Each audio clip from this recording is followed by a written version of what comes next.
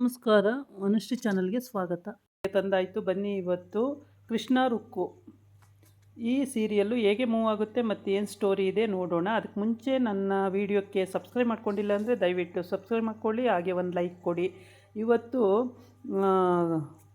ವಿನಯ್ ಅಪ್ಪ ಅಂದರೆ 2 film ticket ತಂದು ಕೊಟ್ಟಿರ್ತಾರೆ, ಸೊಸೆನೂ ಮಗನೂ ಕಳಿಸ್ಬೇಕು ಅಂತ ಹೇಳ್ಬಿಟ್ಟು ಫಿಲ್ಮ್ಗೆ. ಆದರೆ ಅವಳು ಬರಲ್ಲ ಅಂತಾಳೆ, ಕಲ್ಯಾಣಿ ನನಗದೆಲ್ಲ ಇಂಟ್ರೆಸ್ಟ್ ಇಲ್ಲ, ನಾನು ಬರಲ್ಲ, ನನಗಿನ್ನೂ ಟೈಮ್ ಬೇಕು, ನನಗಿಷ್ಟ ಇಲ್ಲ ಅಂತ ಹೇಳ್ಬಿಡ್ತಾಳೆ. ಹಾಗಾಗಿ ಆ ಟಿಕೆಟನ್ನು ತಂದು ಬೆಡ್ ಮೇಲೆ ಇಟ್ಟಿರ್ತಾನೆ. ಅಪ್ಪ ಕೊಟ್ಟಿರ್ತಾರೆ, ಇವನು ತಂದು ಬೆಡ್ ಮೇಲೆ ಇಟ್ಟಿರ್ತಾನೆ.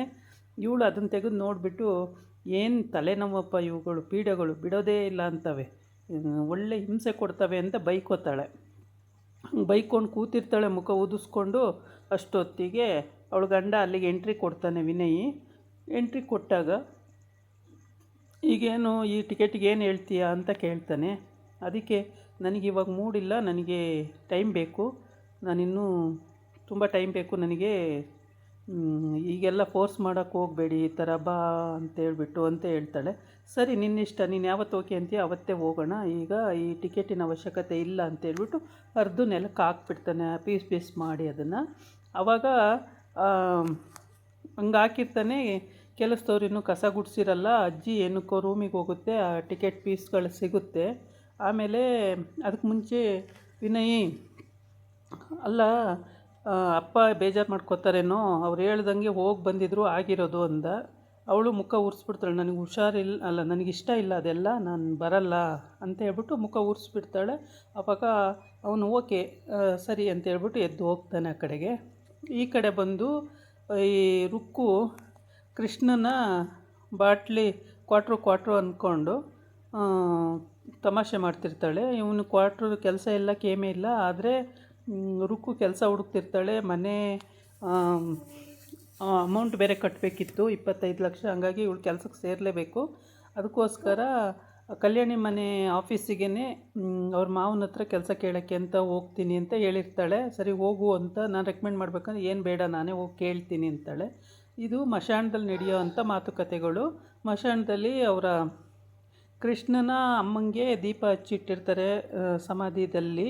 ಆ ದೀಪ ಹೋಗುತ್ತೆ ಅಂತ ಗಾಳೀಲಿ ದೀಪ ಹೋಗ್ದಂಗೆ ಇಬ್ಬರೂ ಕೈ ಹಿಡ್ಕೋತಾರೆ, ದೀಪ ಆರೋಗಬಾರ್ದು ಅಂತೇಳ್ಬಿಟ್ಟು. ಇವಳು ರುಕ್ಕು ಹೋಗಿ ಕೈ ಹಿಡಿತಾಳೆ. ತಕ್ಷಣವೇ ಅವನು ಬಂದು ಕೃಷ್ಣ ಅವನು ಕೈ ಹಿಡ್ಕೋತಾನೆ. ಆ ದೀಪ ಹೋಗಲ್ಲ, ಆರೋಗಲ್ಲ, ಹಂಗೆ ಇರುತ್ತೆ. ಅಲ್ಲಿ ಮಾತುಕತೆ ಮಾಡಿಕೊಂಡು ತಮಾಷೆ ಮಾಡಿಕೊಂಡು ಅಲ್ಲಿಂದ ಮನೆಗೆ ಬಂದಿರ್ತಾರೆ. ಮನೆಗೆ ಬಂದಾದಮೇಲೆ ಅವ್ರ ಅಮ್ಮನ ನೆನ್ಕೋತಾನೆ. ಅಲ್ಲಿ ನಮ್ಮಮ್ಮ ಎಷ್ಟು ಒಳ್ಳೆಯವರು, ಹೋಗ್ಬಿಟ್ರು, ನಮ್ಮಮ್ಮ ಇರಬೇಕಿತ್ತು, ಹಾಗೆ ಹೀಗೆ ಅಂತ ಏನೇನೋ ನೆನ್ಕೋತಾನೆ. ಹೌದು, ಅಮ್ಮ ಅಂದರೆ ಹಾಗೆ, ಅಮ್ಮ ಇರಬೇಕಿತ್ತು ಅಂತ ಇವಳು ಅಂತಾಳೆ. ಆಮೇಲೆ ಕ್ವಾಟ್ರು ಅಂತಾಳೆ, ಅವನು ಗುಂಡು ಅಂತಾನೆ. ಅವಳು ಗುಂಡಕ್ಕಿರೋದಕ್ಕೆ ಗುಂಡು ಅಂತಾನೆ. ಇವಳು ಕ್ವಾಟ್ರು, ಯಾವಾಗಲೂ ಎಣ್ಣೆ ಕುಡಿತಾನಲ್ಲ ಅದಕ್ಕೆ ಕ್ವಾಟ್ರು ಅಂತಾಳೆ. ಆಮೇಲೆ ಇಲ್ಲಿ ಬಂದು ರೂಮಲ್ಲಿ ಇವನು ಮಲ್ಕೊಂಡು, ಏನು ಮಾಡ್ತಾಯಿದ್ದೀಯ ರುಕ್ಕು ಅಂತ ಕೇಳ್ತಾನೆ. ಗುಂಡು ಏನು ಮಾಡ್ತಾಯಿದ್ದೀಯ ಅಂತ. ಏನು ಮಾಡ್ತಾರೆ, ನಿದ್ದೆ ಮಾಡ್ತಾರೆ, ಸುಮ್ಮನೆ ಮೊಬೈಲ್ ಆಫ್ ಮಾಡಿ ಮಲ್ಕೋ ಅಂತ ಹೇಳ್ತಾಳೆ. ಅದಕ್ಕೆ ಇವನು ಮೊಬೈಲ್ ಆಫ್ ಮಾಡಿ ಮಲ್ಕೋ ಅಂತ ಇದೆಯಲ್ಲ, ಮಾತಾಡೋಣ ಅಂತಾನೆ. ಅದಕ್ಕೆ ಅವಳು, ಮಾತಾಡೋಕ್ಕೆ ಈಗ ಏನಿಲ್ಲ, ನಿದ್ದೆ ಟೈಮು, ಸುಮ್ಮನೆ ಇಡು ಫೋನು ಅಂತ. ಮತ್ತು ರೆಕಮೆಂಡ್ ಮಾಡಿ ಸರ್ ಹತ್ರ ನನಗೂ ಒಂದು ಕೆಲಸ ಕೊಡಿಸ್ಬಿಡು ಅಂತ ಹೇಳ್ತಾನೆ. ಅದಕ್ಕೆ ನನಗೆ ಇನ್ನೂ ಕೆಲಸ ಸಿಕ್ಕಿಲ್ಲ, ನಿನಗೆ ಎಲ್ಲಿಂದ ಕೆಲಸ ಕೊಡಿಸ್ಲಿ ಅಂತ ಹೇಳಿ ಬೈತಾಳೆ. ಈಗ ಫೋನ್ ಆಫ್ ಮಾಡಿ ಸುಮ್ಮನೆ ಮಲ್ಕೋ ಫಸ್ಟು, ಫೋನ್ ಆಫ್ ಮಾಡು ಅಂತ ಹೇಳ್ತಾಳೆ. ಆಮೇಲೆ ಅವ್ನು ಮಲಗ್ದಂಗೆ ಇವನು ಎಬ್ಬಿಸಿ ಮಾತಾಡ್ತಲೇ ಇರ್ತಾನೆ. ಅವಳಿಗೆ ಸಿಟ್ಟು ಬರುತ್ತೆ. ಸುಮ್ಮನೆ ಮಲ್ಕೋ, ಆಫ್ ಮಾಡಿಬಿಟ್ಟು ಅಂತ ಹೇಳ್ತಾಳೆ. ಆಮೇಲೆ ಆಫ್ ಮಾಡಿಕೊಂಡು ಹಿಂಗೆ ಮಾತುಕತೆ ಆದಮೇಲೆ, ನನಗೊಂದು ಕೆಲಸ ಕೇಳು ಅಂತಾನೆ. ಕೆಲಸ ಎಲ್ಲಿ ಕೇಳೋದು, ನನಗೆ ಕೆಲಸ ಸಿಕ್ಕಿಲ್ಲ, ನಿನಗೆಲ್ಲಿ ಕೇಳಲಿ, ಮಲ್ಕೋ ಸುಮ್ಮನೆ ಅಂತ ಹೇಳ್ತಾಳೆ. ಆಮೇಲೆ ಇವನು ಮಲ್ಕೋತಾನೆ.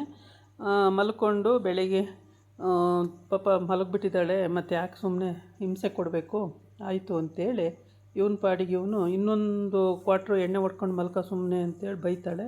ಸರಿ ಅಂತೇಳ್ಬಿಟ್ಟು ಸ್ವಿಚ್ ಆಫ್ ಮಾಡ್ತಾಳೆ. ಅವಳೇ ಸ್ವಿಚ್ ಆಫ್ ಮಾಡಿ ಮಲ್ಕೋತಾಳೆ.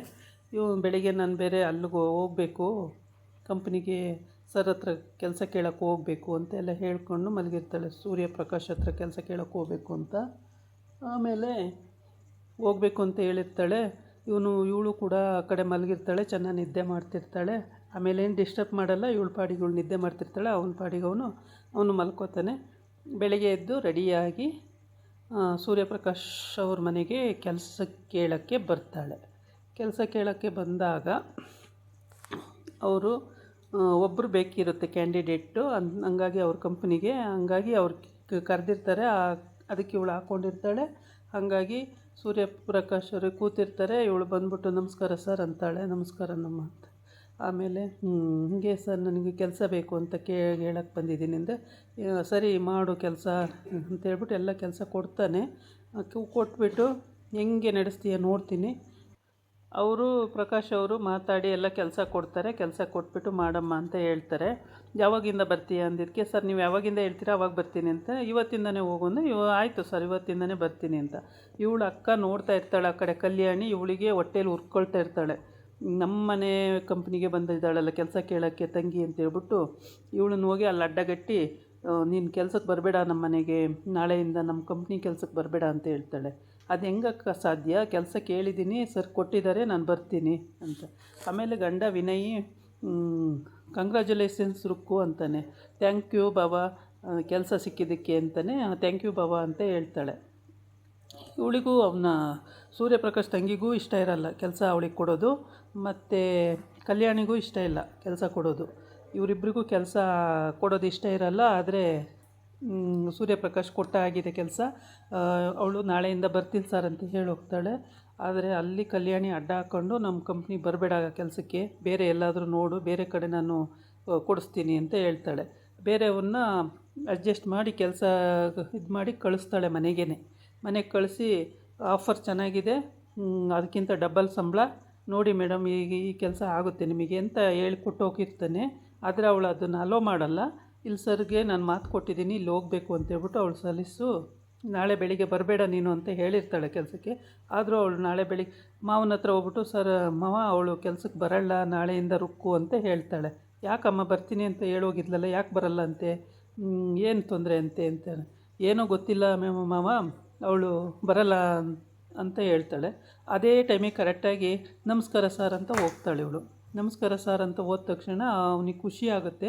ಇವಳಿಗೆ ಅಳು ಬರುತ್ತೆ, ಬಂದುಬಿಟ್ಲಲ್ಲ ಇವಳು ಅಂತ ಹೇಳ್ಬಿಟ್ಟು. ಕೆಲಸ ಎಲ್ಲ ಕೇಳಿಕೊಂಡು ಕೈ ಮುಗಿದು ರುಕ್ಕು ಕೆಲಸ. ಆಮೇಲೆ ಕೃಷ್ಣಗೆ ಹೋಗಿ ಹೇಳ್ತಾಳೆ, ಕೆಲಸ ಆಯಿತು ನನಗೆ ಅಂತೇಳ್ಬಿಟ್ಟು, ನನಗೊಂದು ಕೆಲಸ ಕೇಳು ಅಂದಿದ್ದೆ ಅಂತಾನೆ. ಫಸ್ಟ್ ನಾನು ಹೋಗಿ ನೋಡ್ತೀನಿ ತಾಳು ಏನು ಕೆಲಸ ಅಂತ ಹೇಳ್ಬಿಟ್ಟು ಅವಳು ನಾಳೆಯಿಂದ ಕೆಲಸಕ್ಕೆ ಬರ್ತೀನಿ ಸರ್ ಅಂತ ಹೇಳೋಗಿರ್ತಾಳೆ. ನಾಳೆಯಿಂದ ಅವಳು ಬರ್ತಾಳೆ ಕೂಡ ಕೆಲಸಕ್ಕೆ.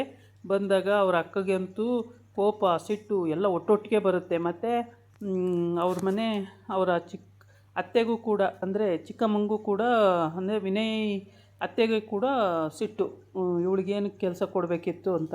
ಇವಳು ಇಲ್ಲ ಅಕ್ಕ, ಮನೆ ಸಾಲ ಇದೆ, ನಾನು ತೀರಿಸಲೇಬೇಕು, ಈ ಕೆಲಸ ಬೇಕೇ ಬೇಕು ಅಂತಾಳೆ. ಇದು ಬೇರೆ ಕಡೆ ನಾನು ಎಲ್ಲರೂ ಕೊಡಿಸ್ತೀನಿ ಫೋನ್ ಮಾಡಿ, ನೀನು ಅಲ್ಲೋಗು ಅಂತ ಹೇಳಿ ಕಳಿಸಿರ್ತಾಳೆ. ಆದರೂ ಕೂಡ ರುಕ್ಕು ಸರ್ಗೂ ಮಾತು ಕೊಟ್ಟಿರೋದ್ರಿಂದ ನಾನು ಇಲ್ಲೇ ಬರಬೇಕು ಅಂತ ಬರ್ತಾಳೆ. ಅದು ಇವಳಿಗೆ ಸಹಿಸ್ಕೊಳಕ್ಕಾಗಲ್ಲ.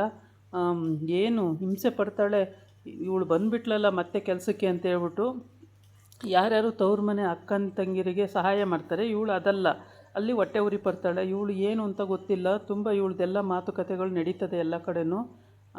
ಹಂಗಾಗ್ಬಿಟ್ಟು ಇವಳು ಹೇಳಿದ್ದೇ ನಡೆಯುತ್ತೆ. ಇಲ್ಲೂ ಕೂಡ ಹಂಗೇ. ಇದಾಗಿತ್ತು ಇವತ್ತಿನ ವಿಡಿಯೋ. ನಾಳೆ ಇನ್ನೊಂದು ವಿಡಿಯೋ ಜೊತೆ ಬರ್ತೀನಿ. ನಮಸ್ಕಾರ.